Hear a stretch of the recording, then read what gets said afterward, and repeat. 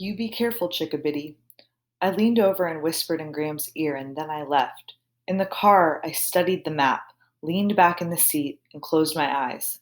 Gramps knew what I was going to do. The key was cold in my hand. I studied the map again. One curvy road ran direct from Coeur d'Alene to Lewiston. I started the car, backed it up, drove around the parking lot, stopped, and turned off the engine. I counted the money in my pocket and looked at the map once more. In the course of a lifetime, there were some things that mattered. Although I was terrified when I backed the car out of the parking lot, once I was on the highway, I felt better. I drove slowly and I knew how to do it. I prayed to every passing tree, and there were a thumping lot of trees along the way. It was a narrow, winding road without traffic. It took me 4 hours to drive the 100 miles from Coeur d'Alene to the top of Lewiston Hill, which to me was more of a mountain than a hill. I pulled into the overlook at the top. In the valley far below was Lewiston, with the Snake River winding through it. Between me and Lewiston was the treacherous road with its hairpin turns that twisted back and forth down the mountain. I peered over the rail, looking for the bus that I knew was still somewhere down there on the side of the mountain, but I couldn't see it. I can do this, I said to myself over and over. I can do this. I eased the car onto the road. At the first curve, my heart started thumping. My palms were sweaty and slippery on the wheel. I crept along with my foot on the brake, but the road doubled back so sharply and plunged so steeply that even with my foot on the brake, the car was going faster than I wanted it to. When I came out of that curve, I was in the outside lane, the one nearest to the side of the cliff.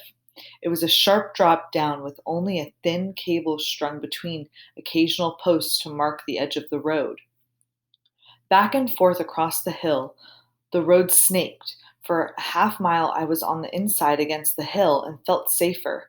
And then I came to one of those awful curves, and for the next half mile, I was on the outside, and the dark slide of the hillside stretched down, down, down. Back and forth I went, a half mile safe, a curve, a half mile edging the side of the cliff.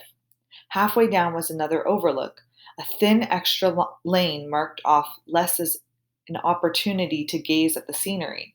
I thought then to allow drivers a chance to stop and gather their wits. I wondered how many people had abandoned their cars at this point and walked the remaining miles down. As I stood looking over the side, another car pulled into the overlook. A man got out and stood near me, smoking a cigarette. "Where are the others?" he asked. "What others?" "Whoever's with you. Whoever's driving." "Oh," I said. "Around.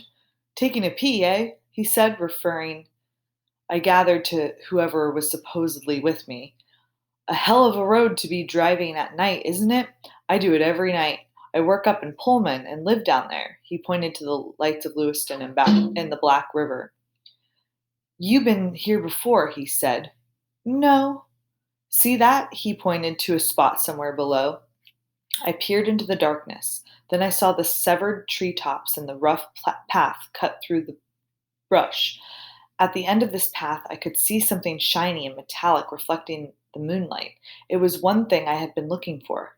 "A bus went off the road here a year or more ago," he said. "Skidded right there, coming out of the last turn, and went sliding